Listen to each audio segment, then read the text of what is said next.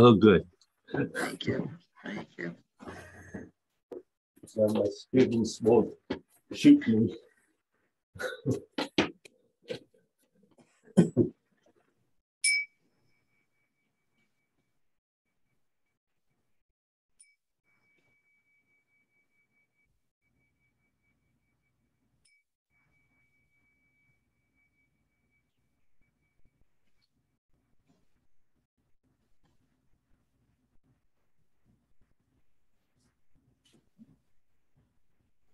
Okay. Anyone have a question?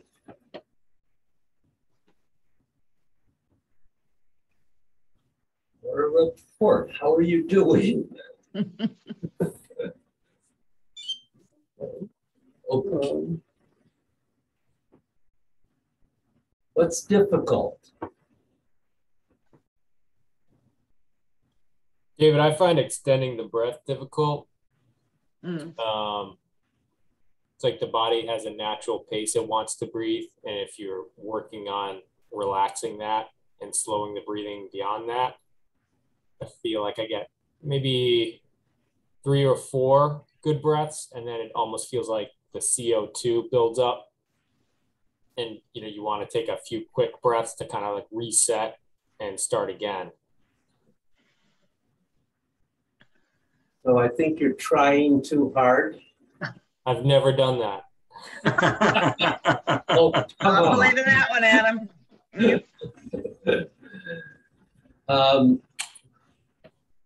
That's certainly what it sounds like.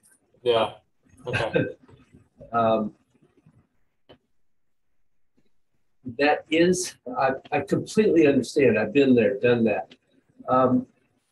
You really have, in order to allow the breath to lengthen, you really have to keep that word allow in mind, because it's not make the breath get longer, it's allow it to over time gradually lengthen. And if you find that you run into the problem you're describing, I think that means stop trying to make it that long and let it be a little shorter. Okay. So it's really, you know, it's certainly it's in meditation that I have found the ability to let that happen. It's harder when you are trying to let that happen with movement. So I might encourage you to allow yourself to have a little bit of meditation maybe before you practice movement, and see if that helps you do that. Okay. That's really my only suggestion about that at the moment, anyway. Sure. Anyone else?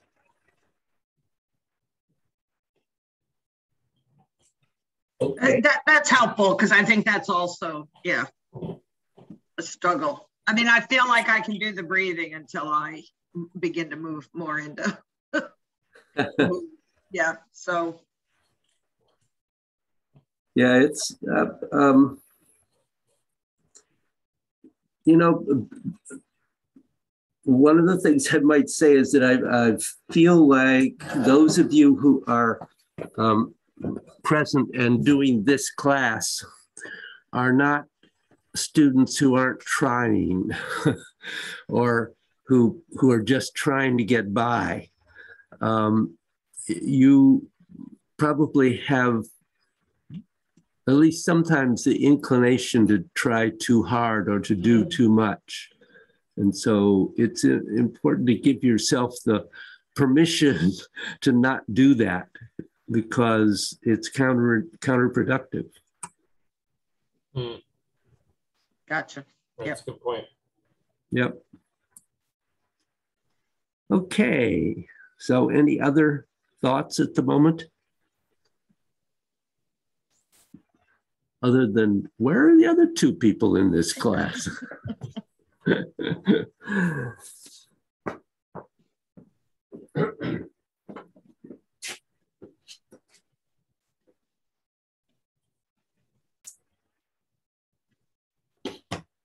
So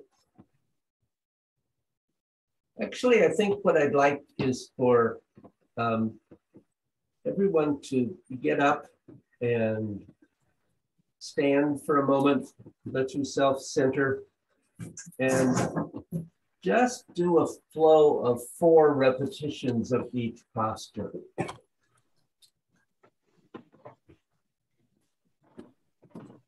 your own rate, whatever you're comfortable doing.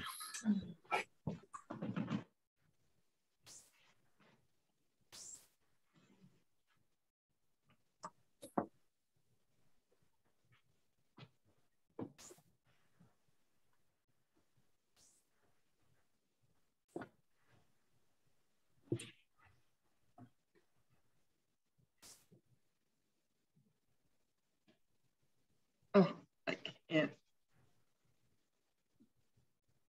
I think I'm gonna try to watch.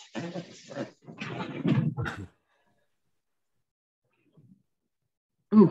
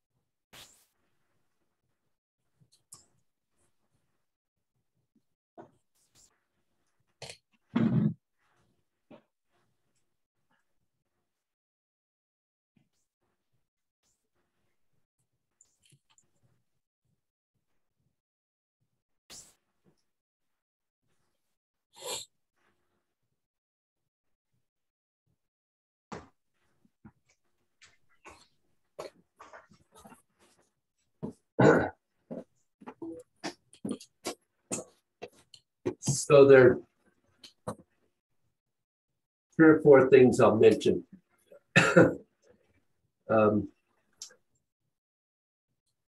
In movement 1, I noticed a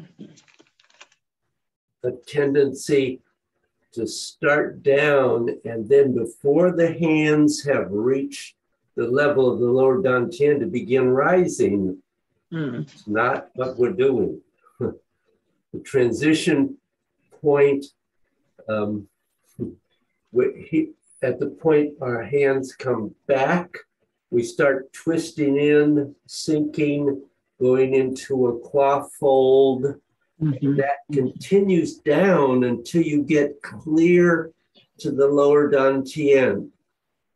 And then you rise all the way up to the flick out.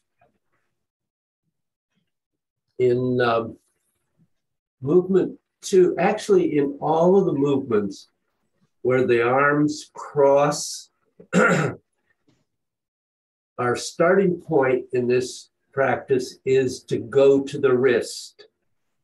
So we're not at this point actually only bringing the hands to connect the lagong points.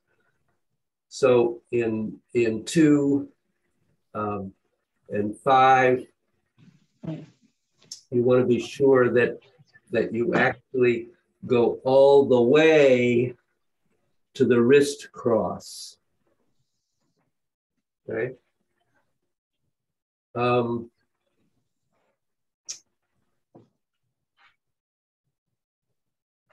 did I want to say about 4? In 4, remember that the transition point in 4 is at the top and the bottom. So again, when you get to the lower dantian, you begin to rise as you spread out into the etheric body, and you continue to rise as you rotate the elbows down and come up. So you're sinking, and again, 4 is a qua fold principally, although you could go into a squat if you need to, and then you begin to rise, and you're rising all the way up to the top. 5 is difficult. I can definitely see improvement. 2 things I would say here. One is 5 is a qua fold, not a qua squat. So the difference there is that if you were to do a qua squat, you're doing this into that practice. That is not what we really want to do there.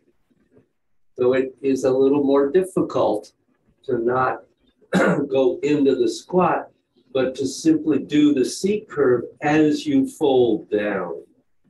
So the movement becomes just this.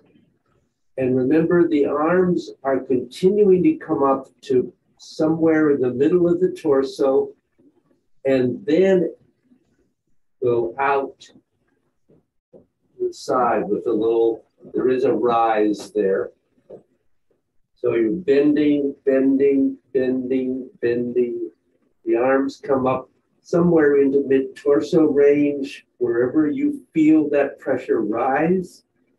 And then they arc out. So it is a curve. It's not, you get to this point and they go boom. Have an arc out. So there's roundness in that movement. Anybody have any questions there? Did that raise any?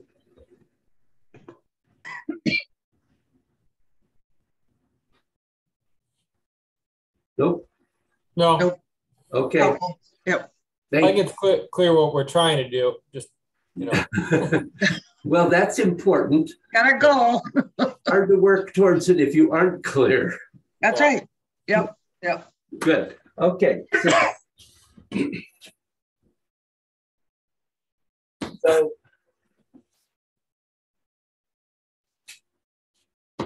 now we're going to go on as we do in this practice. Yes, we do. So we're going to begin to look into what is the purpose of movement 6.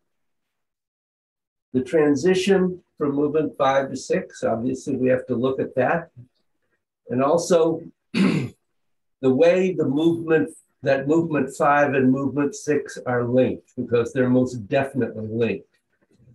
And the way you should be pressurizing and causing movements inside your internal organs.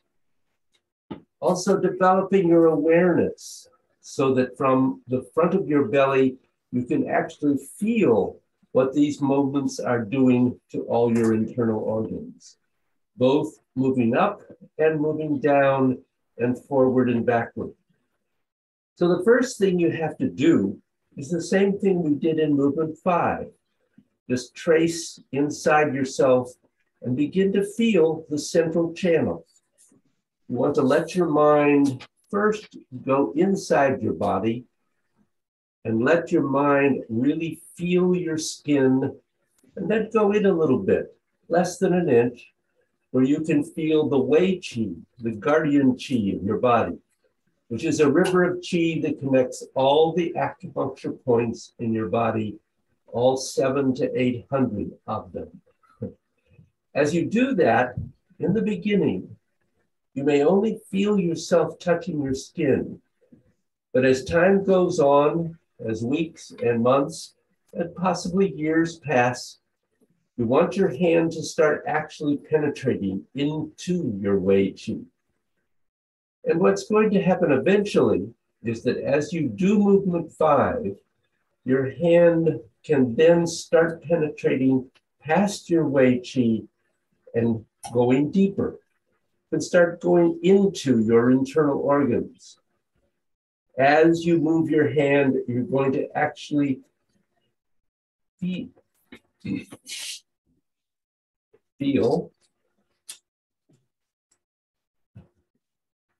All right.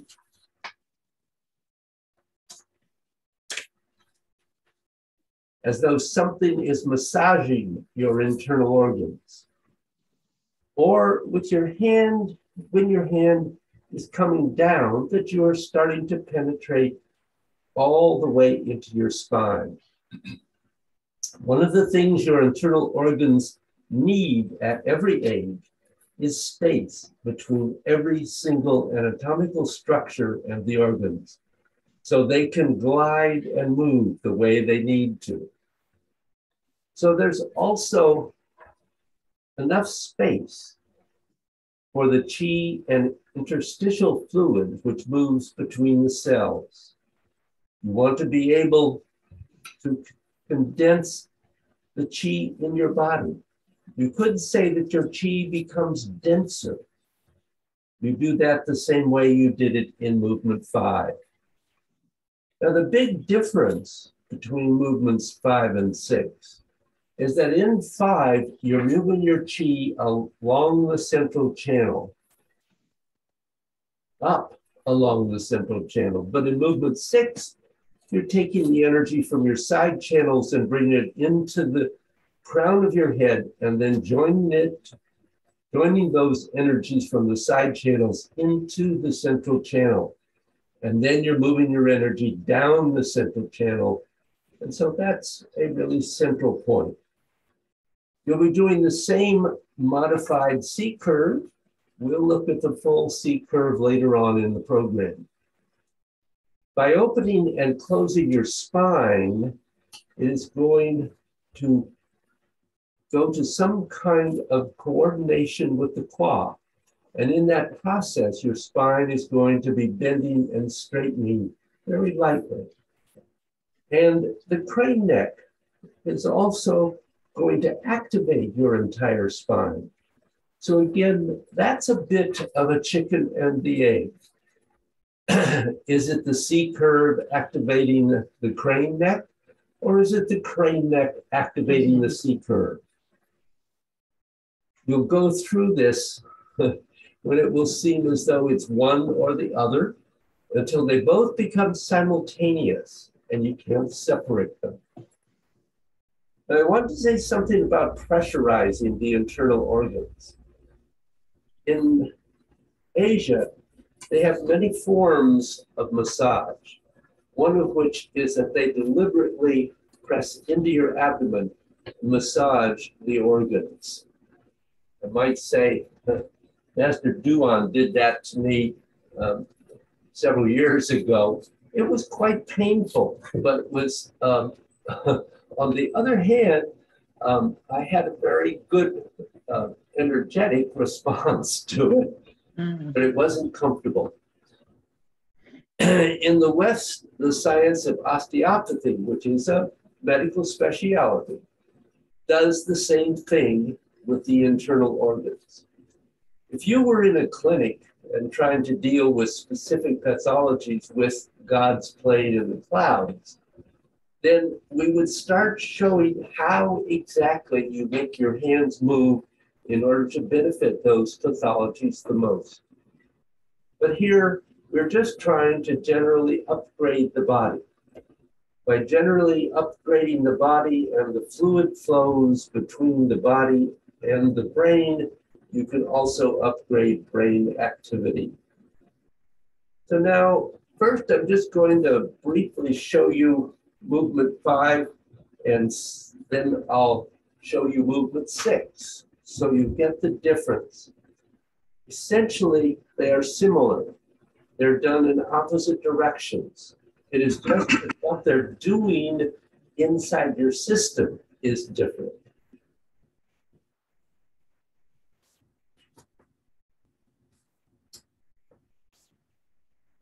So I'll do a couple of movement 5 first, so maybe you can see the difference then as I go into 6.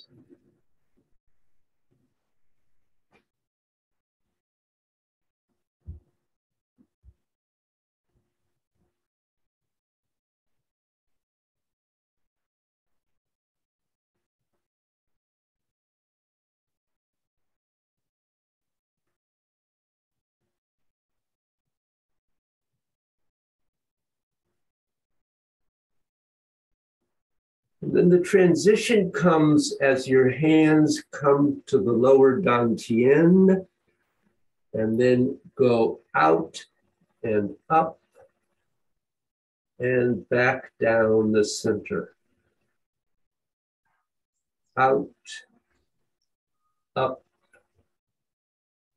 and back down the center. So some of this movement might look familiar. We've done something like that much before. But note that the arms cross at about the crown of the head, if that's appropriate for your body. And you're crossing again at the wrist, at which point you're twisting in as you come down the central channel and then spread out and come back up. So the transition points in 6 are top and bottom instead of middle points as they were in 5. That's one of the big differences between the two. Also, of course, with 5, you're bringing the energy up the side channels into the center and down the central channel.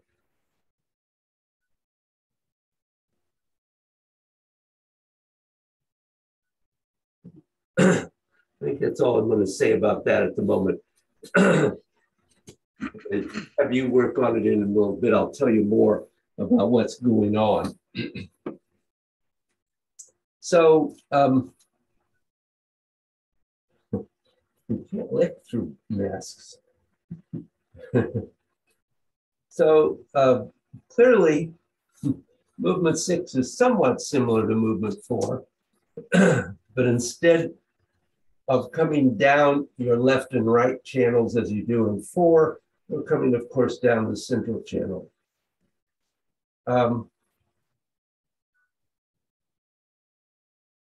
One of the really big differences in 6 is that as the hands get down to roughly chest level, you begin to actually feel the effect on the organs, on the heart, lungs, and right on down through the digestive organs and the intestines. Both movement 5 and movement 6, most of what's happening is actually the same, just going in opposite directions. But first, let's talk about what is the biggest difference between 5 and 6. In movement 5, the way you are condensing your body and doing the movement, well, you condense it even more in movement 6. So what you're doing is a bit like using a wrench to tighten down a bolt. Movement 5 opens up your system so you can pull the wrench down, and then you can do movement 6 more smoothly. Then the next time you do a set of gods, the stuff that's in there starts naturally flowing into the other movements. You do it the first time, and what you get from that time will, on the next cycle, go back into the first movements. Or, for instance, what you did in movement 3 goes into 4, 5, and 6. Everything in your system is integrated each time in each cycle, making it tighter and flowing back into it. That's why doing the whole set is very different than just doing the individual techniques. Whatever you want to do them, because you're causing an amplification to occur. So let's go have you stand up, and we'll play a little bit with 6 here.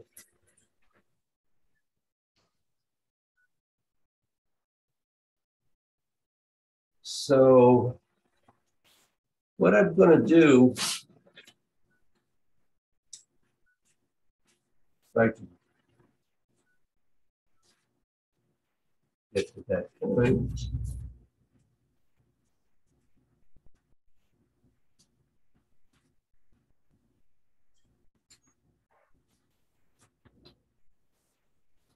So what I'd like you to do is start with movement 5 and just do it a couple of times, and then you can make that transition into 6. And I will do that much with you. And then I'm going to kind of tell you how to focus as you're continuing to practice movement 6.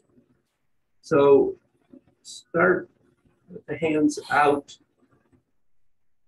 Condense if you can, and then begin.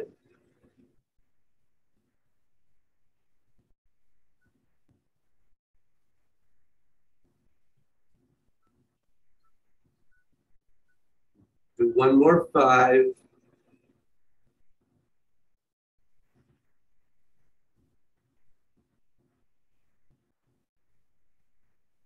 And then the transition into 6. Go clear to crossing the wrists at the dantian, and then begin to rise as you go back out and up. And then cross the palms, the wrists, and twisting in, come down the central channel. Rotate and push the back of the hands out as you begin to rise. Elbows rotating down, cross, and sink down. Keep practicing that for a minute.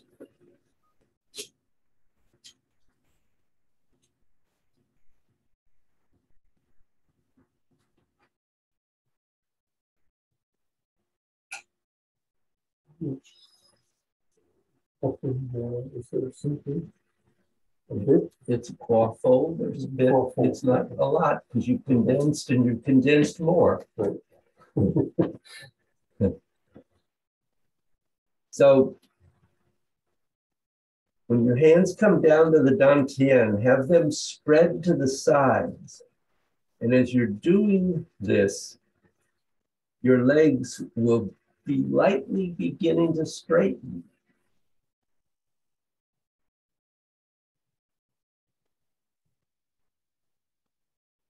Press out for the back of your hands, begin to straighten.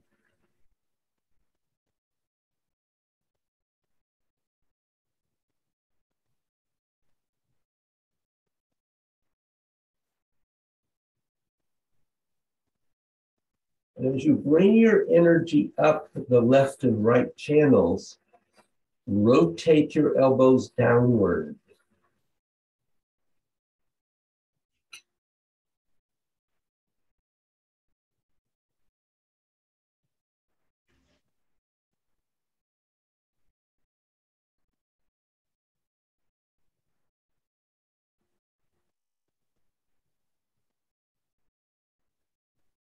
And as you go up, find where your hands are going to cross. The ideal is at Bai Hui, but let your hands cross and actually physically touch.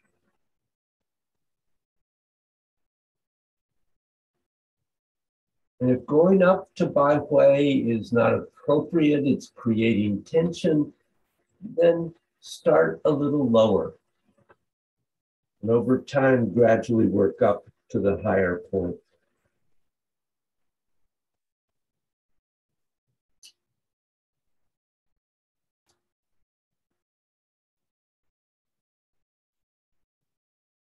Now, the next time you come up to the top and cross your wrist, pause for a moment.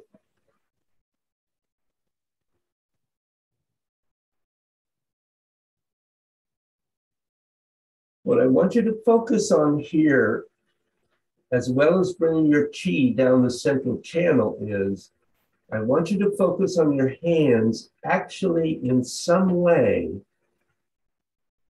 connecting all the way back to your spine. And you're causing movement inside your internal organs as you go down. So go ahead, try to be aware of that.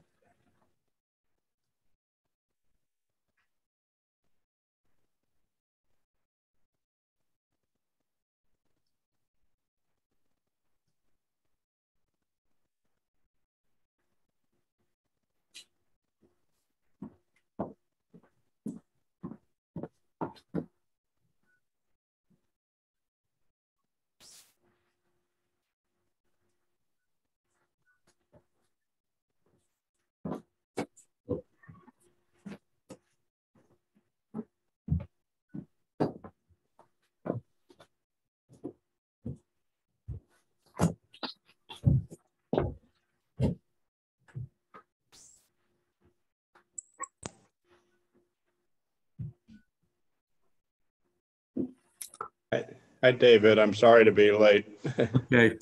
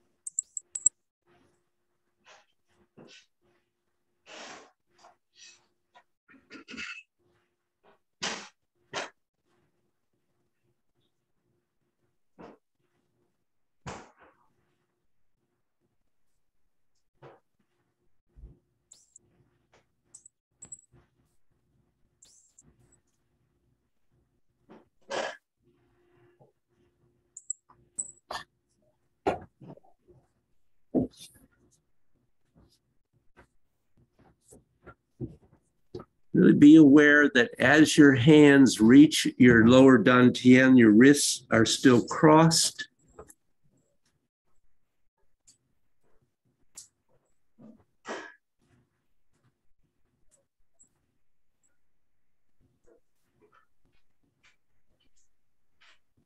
Try not to let your hands float as they begin to go to the side, but really be aware of doing something to move the energy from the central channel to the side channels.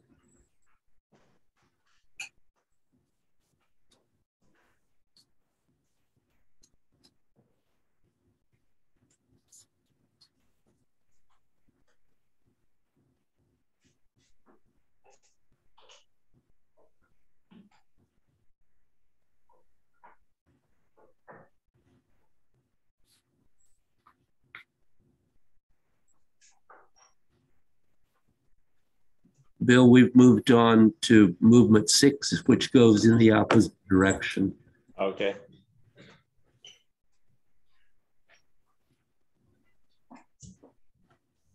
So as your hands move out from the lower dantian and you're spreading the energy, you want to have it go down your legs.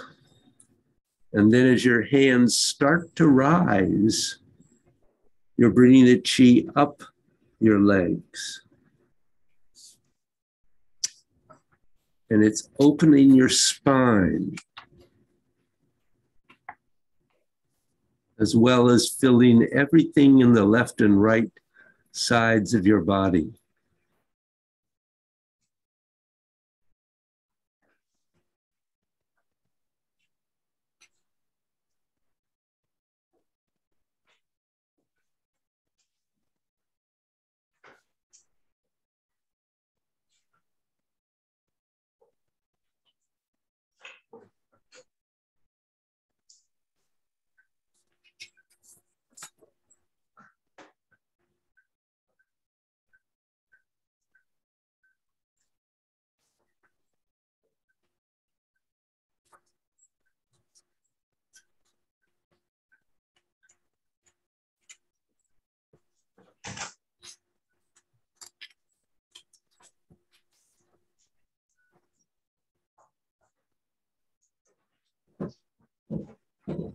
So as your arms spread out, let it send the energy down your legs and then bring the energy up your legs as your hands start to rise.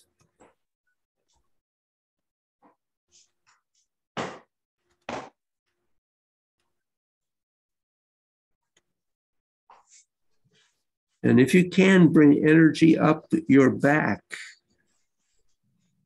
all the way to the crown of your head. And again, your wrists cross.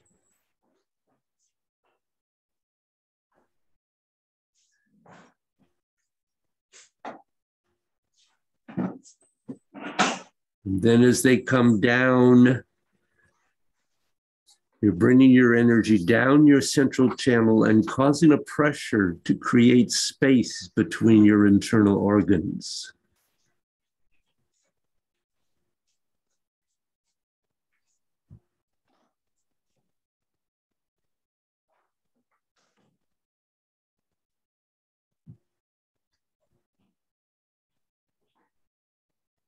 And as your hands go to the sides, remember your fingertips are pointing straight to the ground. And then they start reversing and twisting outward as they go up.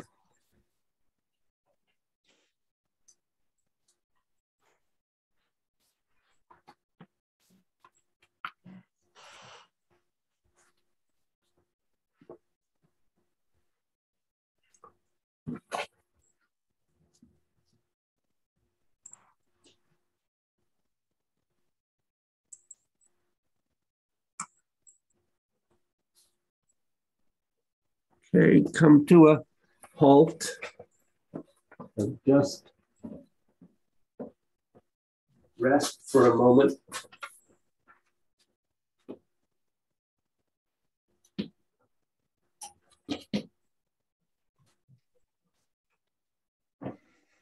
So what questions do you have?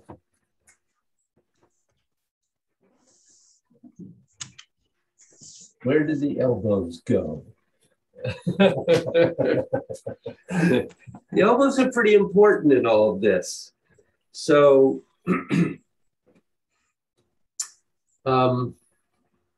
when you get down to the bottom and you're twisted in and you have the C curve,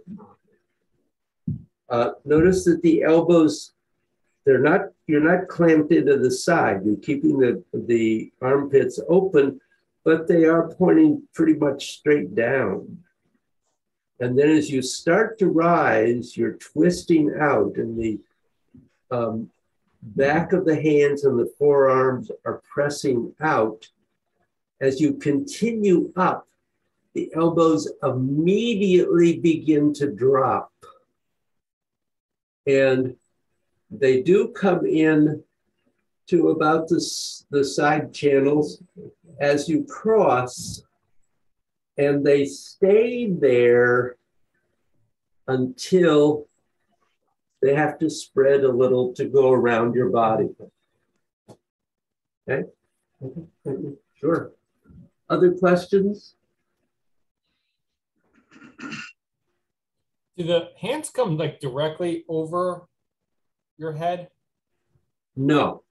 Okay. No, you're not. Good question, Adam.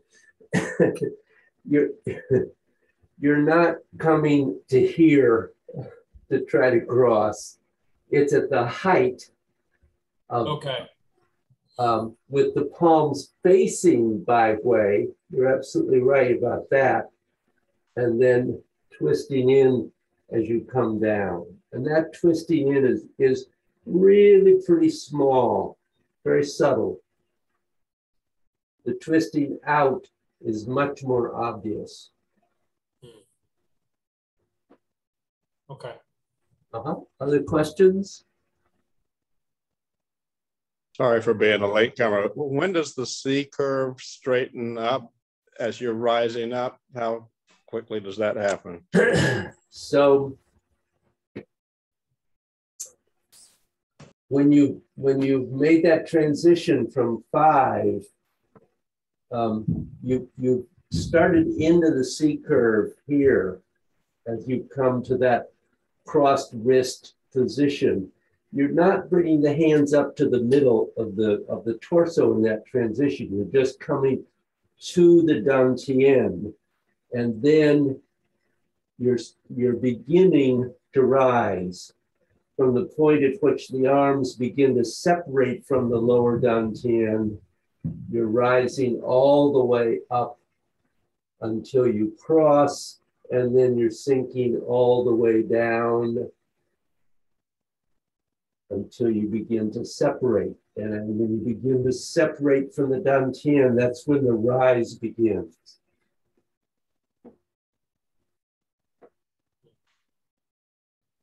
Could you do that, David, one more time in the front? Because I think that I'm putting my arms far too out.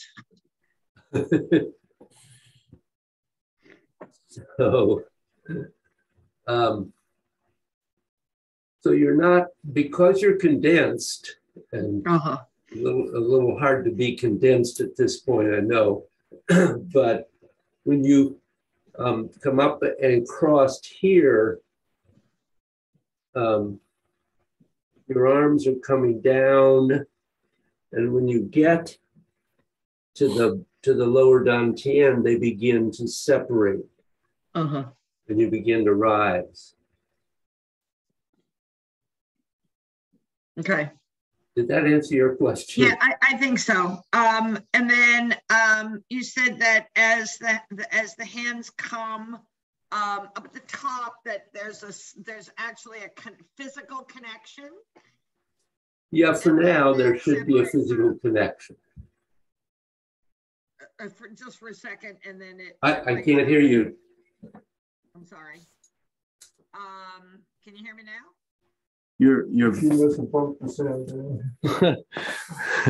Your volume has suddenly gone away. Yeah, something is strange. Something popped up.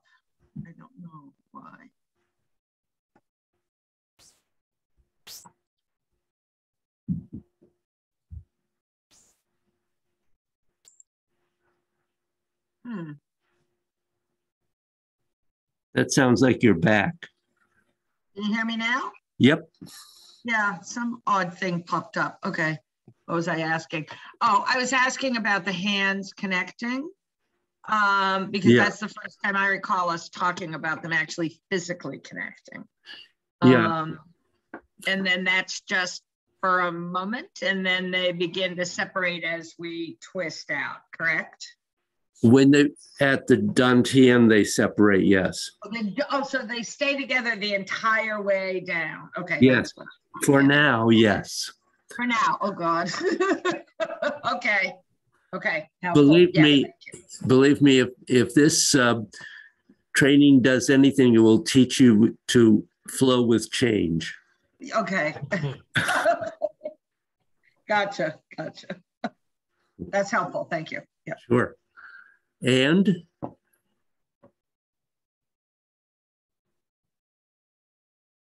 I think just another observation is I felt a bit challenged in the breathing, or maybe I was just trying to do too much at once, but particularly with the arms going up, I felt like that somehow I was straining and then hurrying at the top, kind of getting back to our first conversation in this lesson. Right. So Yeah. you are you've inhaled in the transition into the dantian. So you're exhaling up and inhaling down to the dantian. Okay. Yep. Any other questions? David, we're doing a slight claw fold in this. Yes, you're doing a qua fold in this as well. It's not a qua squat. Right. The crane neck or Oh yeah, crane neck is part of the seeker. seeker. Okay. Always. Yeah. Okay. Forever.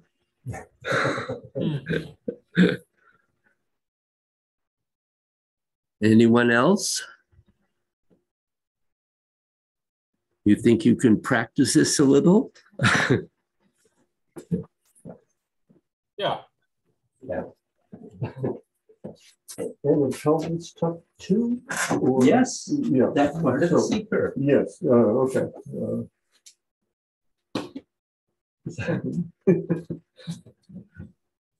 A point to remember is that at the point you actually have finally, at this point, you finally have all 6 movements. When you do the movements, ideally, you want to do 20 of each one. But if you don't feel capable of doing that, start with 4 and then add 2 at a time so you balance the left and right sides of your body. So grow it slowly, 4, 6, 8, 10, 12, on up to 20. If you feel that something in your body really needs it, then when you finish the 20, you could just take a single movement and do it 10 or 20 times, and then you're finished. Or if you find you consistently have a problem with one specific movement, then you could start off by doing that one single movement 20 times, and then that way your system will really open up so that you can flow through all 6. So what should you practice in this? So at this stage, besides practicing movement 6, 10 to 20 minutes a day for the next couple of weeks, until you get it down, you should then, at the end of that, do all of the first 6 movements of God's. They must each be done with the same number of repetitions. Do not do more of one movement because you like it. There is a pressure that builds up from the coordination of the 6 that will benefit you more than if you do one of the movements 1,000 times. So do it in even numbers, as we just said, 4, 6, 8, 10, 14, 18, 20, whatever. Now, if you find that one of those movements has been really difficult, you have two options. Either A, do that movement singly for 20 times before you start the set, so that your system has really gotten used to doing it. But then you do all the movements the same number of times. Or B, if it was that in the middle of your flow, that you really noticed that one of these movements had a big problem and you want to spend some time to just really get it while it's fresh, then at the end of your set, do that movement 20 times or whatever even number you want. And then simply finish what you're doing and close your set. You could do it before your flow if you want to preset your body. Or if you notice in the middle of your flow, and it actually hasn't even occurred to you before, then do it at the end. But then the next day, you want to do it before you do the set, not at the end. So just a little bit of suggestion about that. Okay. So this is the first class of a new session, just to remind you. And anybody have any other questions at the moment?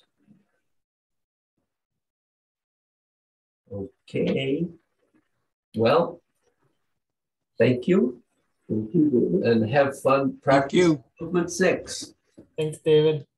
Thank you. Happy Thanksgiving, everyone. Yes, happy Thanksgiving. Yep. Happy Thanksgiving. Stay safe. Take care. Don't be foolish. Yeah. David, I have a question about the thing you sent out about the Nagong on the 27th. Oh, yeah. Yeah. How long will that go, and how much is it? And that refers to the Nagong that we introduced very simply with the first handout, I think, for this class, right? Well, it is actually in the energy arts system.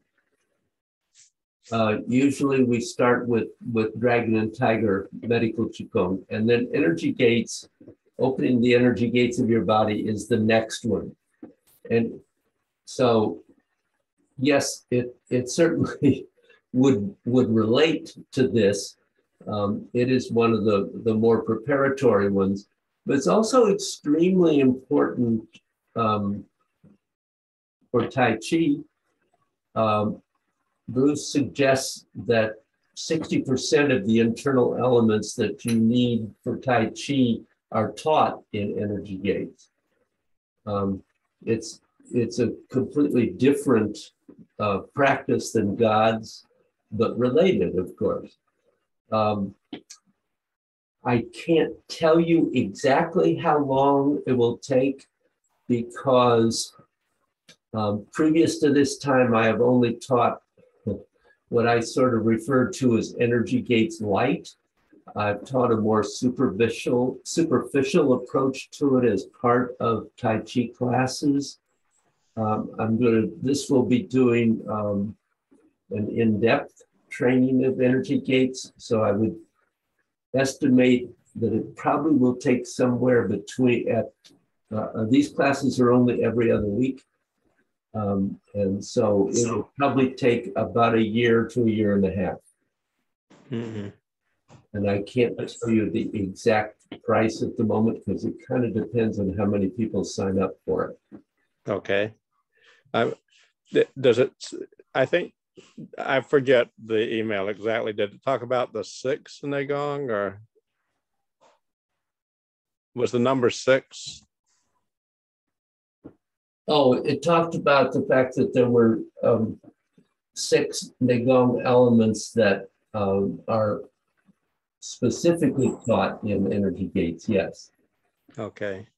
And the list we have of 16, the first one was breathing methods from simple to complex. Yep.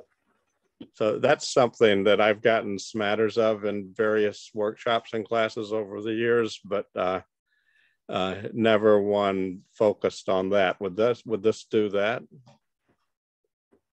Not the way we do in the meditation class. Okay. In the meditation class, we spend the first 3 months on breathing. In energy gates, we pretty much do the same thing that we're doing in this one. We're going through all this parts and stages, just not spending as much time on it here as we do when we focus just on the breathing. Okay. Okay. Thank you for that information. And I look forward to the first half of this class. So I hope Joanne reminded you to push record. I did. I had to remind him. Good. Thank you, Joanne. Happy Thanksgiving to everyone. Thank you. Yep.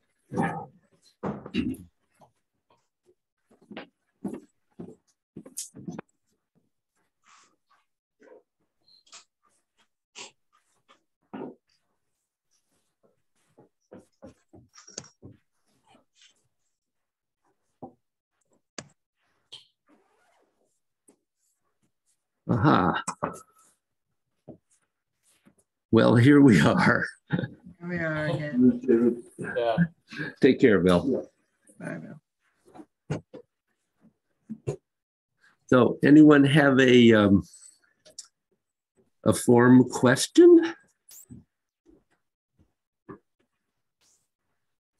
I don't have a question. I know we keep talking about the C curve being kind of condensed in the form.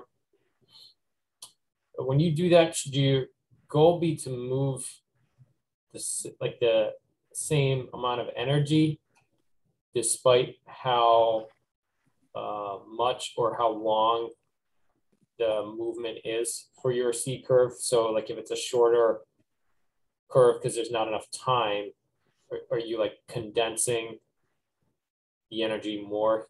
Does that make sense? I think I understand what you're asking.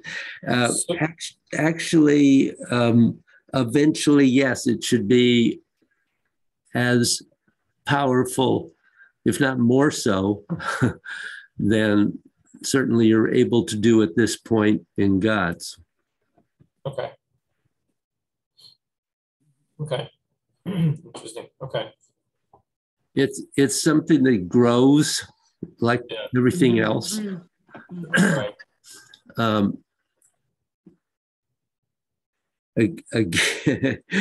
Again, I would say it's like everything, almost everything else we do.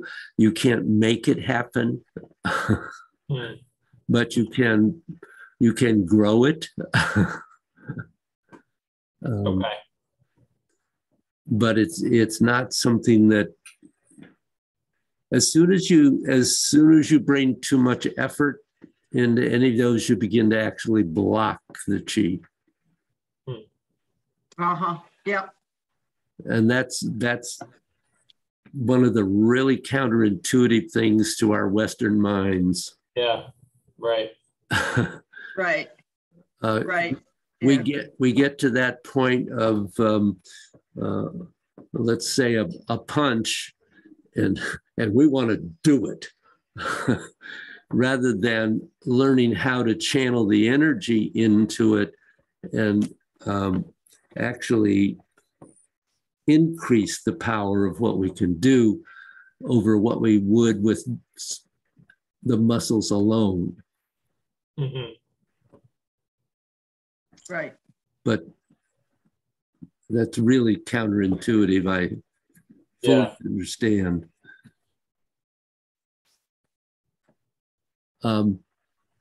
in your practice, are there specific postures where you're finding it difficult?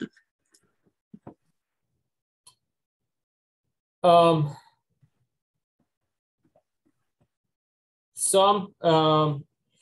guess it kind of comes and goes, and every flow is different. So Yep. Oh yeah. It doesn't feel like consistently I hit certain postures where there's a roadblock. I think the one that appears the most is definitely, follow and focus. I find that a very difficult one to get the C curve in there because it's so short and it feels like there is already a lot we are trying to do in a very short time, in a very short movement. You find that more difficult than play peepaw? Yes. Play peepaw seems really intuitive to me. I don't know why. Yeah. No, I don't know I if agree. it's, the fact that like you were moving back out of a posture, so it feels easier to kind of move into a C curve. But something about coming forward onto the one weighted leg while trying to tuck your hips and do the crane neck. It just seems really intellectually demanding. It's one of those pieces where it feels like I am using a lot of effort to think about what body part is moving. So it doesn't really feel like like an energetic C spine, so to say, as much as I'm just trying to move my neck and tuck my hips and allow those things to happen while maintaining balance. No, I understand what you're saying. To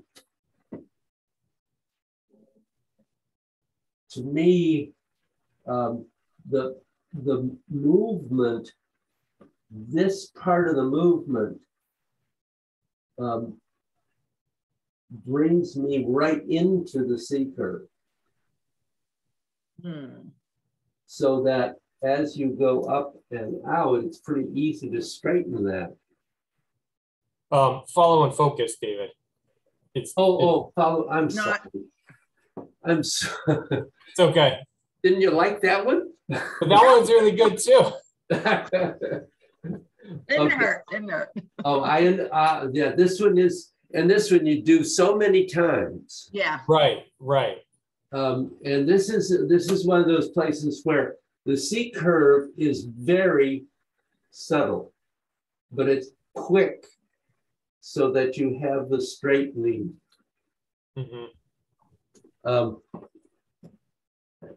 If you think of the foot coming forward, kind of causes the C curve.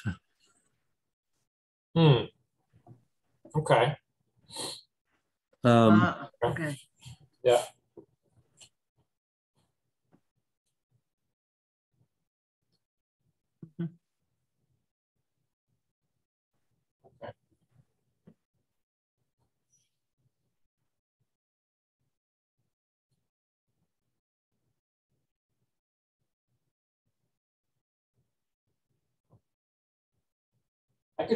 That seems to help thinking about it that way, especially for the tuck of the hips. Yep.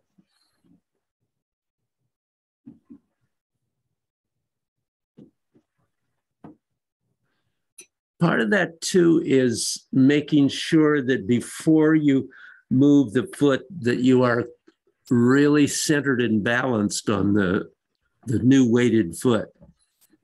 Right.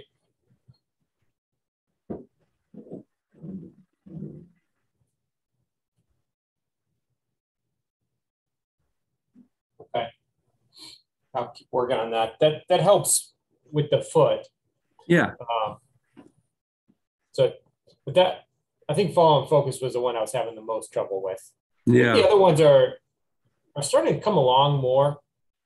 It's still kind of going in and out as I do the form, but it seems to be getting easier. Good. Well, Well, I think that's how it goes. Yeah. Right. And I think as we do this more, it's a matter of recognizing the energy flow as opposed to the physicality of it, right? And so I think that that's where certain things are kind of easier because your body is extending more or C-curving more or longer or whatever, right? But then when there's the smaller ones, it really is a matter of that level of concentration and what's really happening. Right. And you're right. The going into the bend is that drawing in of the energy, and then straightening is sending it out. So the energetic aspect is what we're certainly trying to develop in that, not just the physical movement. Right. And if I concentrate too much on the physical movement, I don't get the energetic. But if I focus on the energetic, I do get, I see the connection. The connection is there. Yep. Much stronger. Good. Yeah.